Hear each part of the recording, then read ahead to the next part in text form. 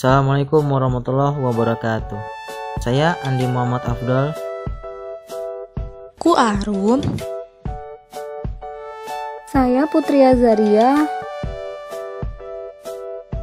Saya Yusril Bintang. Saya Ilma Aulia Sebaika. Saya Bemugini Ardra. Dan saya Fajrul Rahman.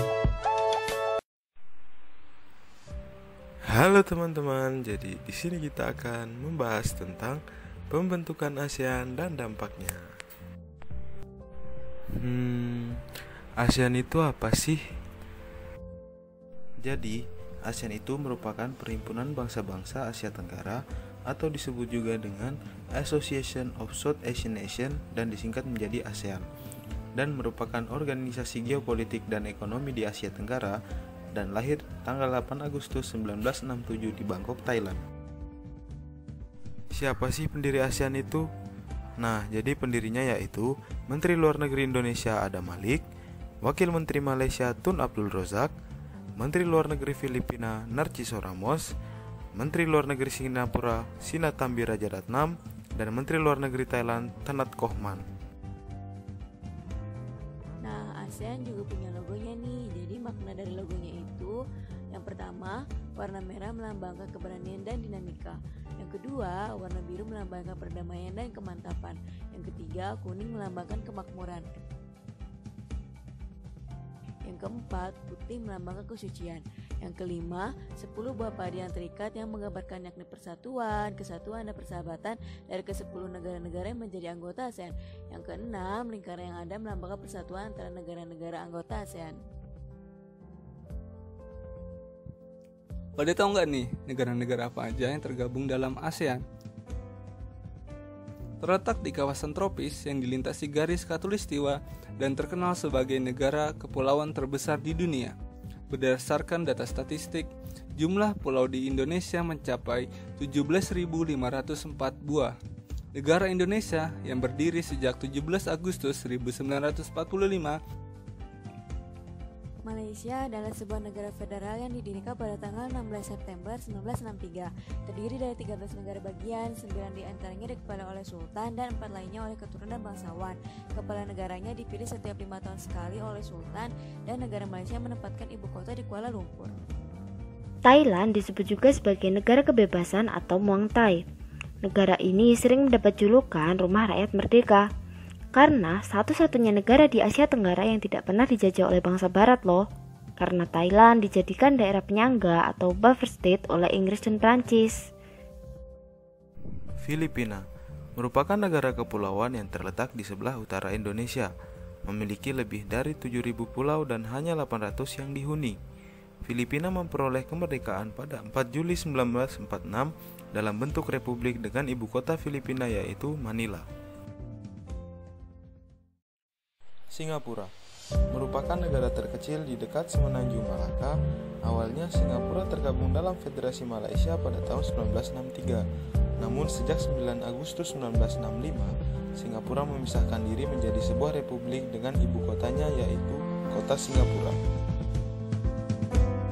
Brunei Darussalam merupakan negara terkaya di Asia Tenggara dan pada tahun 1971 diubah menjadi Brunei yang merdeka tetapi masih di dalam pengawasan Inggris, dan pada 1 Januari 1984 Brunei benar-benar merdeka secara penuh.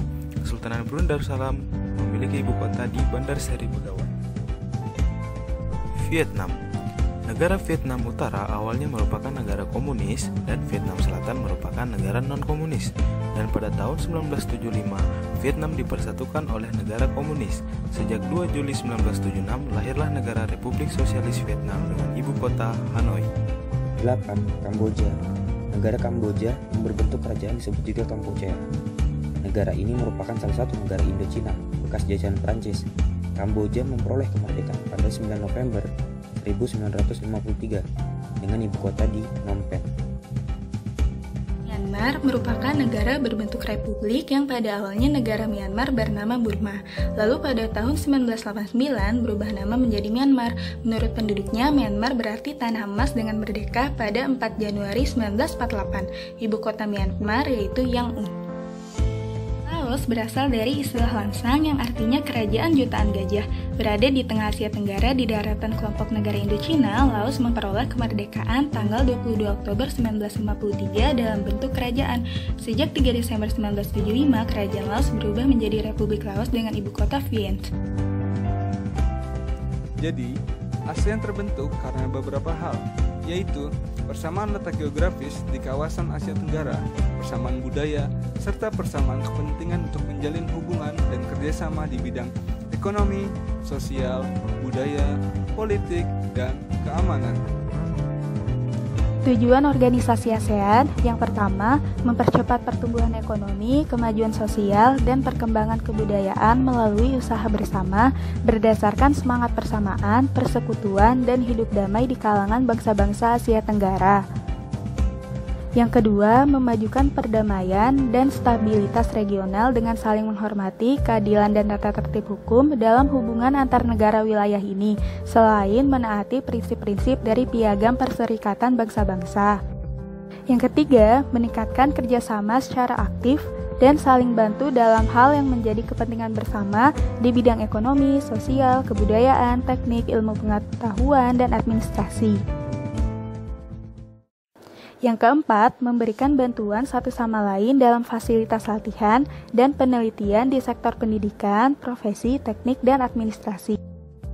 Yang kelima, bekerja sama secara lebih efektif dalam memanfaatkan lebih besar bidang pertanian dan industri, perluasan perdagangan termasuk masalah perdagangan komoditi internasional, perbaikan fasilitas angkutan, dan komunikasi, serta dalam memajukan taraf hidup rakyat masing-masing. Yang keenam, meningkatkan studi mengenai Asia Tenggara.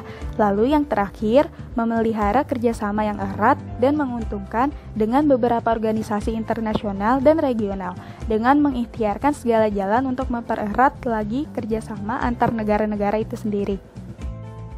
Ada banyak bentuk kerjasama ASEAN dalam bidang ekonomi, diantaranya yaitu 1. Kerjasama di sektor perdagangan dengan dilakukan pembentukan kawasan perdagangan bebas ASEAN atau AFTA. 2. Kerjasama di sektor industri yang dilakukan melalui Kerjasama Industri ASEAN atau AICO. 3. Kerjasama di sektor jasa yang meliputi transportasi dan telekomunikasi, pariwisata, dan keuangan. Untuk kerjasama ASEAN dalam bidang politik dan keamanan diantaranya 1. Traktat Bantuan Hukum Timbal Balik di bidang pidana atau Treaty on Mutual Legal Assistance in Criminal Matters (MLAT). 2. Konvensi ASEAN tentang Pemberantasan Terorisme atau ASEAN Convention on Counter-Terrorism (ACCT). 3. Penyelesaian sengketa Laut Cina Selatan. Selain itu, bentuk kerjasama ASEAN dalam bidang sosial dan budaya yaitu kerjasama kebudayaan, penerangan, dan pendidikan yang kegiatan-kegiatannya berbentuk workshop dan simposium di bidang seni dan budaya. Contohnya yaitu ASEAN Culture Week, ASEAN Youth Camp, dan ASEAN Quiz.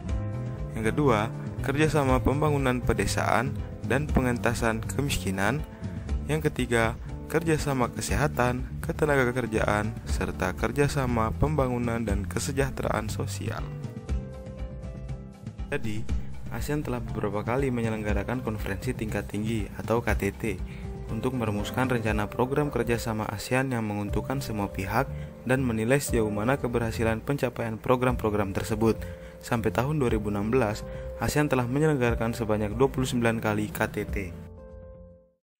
Ternyata setelah dibentuknya ASEAN ada dampaknya loh bagi Indonesia. Yang pertama, integritas wilayah dan kedaulatan NKRI tetap terjamin. Dan yang kedua, potensi ancaman dan kejahatan lintas negara menjadi berkurang. Dan yang ketiga, terciptanya situasi kawasan Asia Tenggara yang kondusif bagi Indonesia. Selain bagi Indonesia, kerjasama ASEAN dapat berdampak juga loh bagi anggota lainnya. Yang pertama, ASEAN ikut memerankan peran penting dalam upaya mewujudkan proses demokratisasi bagi negara-negara anggotanya. Dan yang kedua, ASEAN menerapkan prinsip non-interference telah menjadikan Asia Tenggara sebagai salah satu kawasan yang memiliki tingkat stabilitas dan perdamaian terbaik dibandingkan dengan kawasan negara berkembang lainnya. Dan yang ketiga, masyarakat negara-negara anggota ASEAN memperoleh manfaat yang berarti dengan adanya program mengatasi masalah kemiskinan seperti meningkatnya kemudahan layanan sosial dan informasi. Oleh karena itu, manfaat ASEAN adalah untuk memajukan suatu negara, mensejahterakan negara, memenuhi kebutuhan negara yang belum terpenuhi, dan dapat menjaga keamanan dengan gerakan militer saling membantu satu sama lain.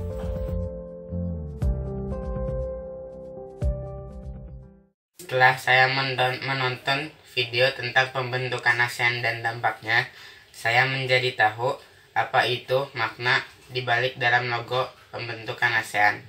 Dan saya juga menjadi tahu negara apa saja yang termasuk dalam pembentukan ASEAN. Dan materi ini sangat mudah dipahami, karena materinya dirangkum dengan sangat ringkas dan mudah dihafal.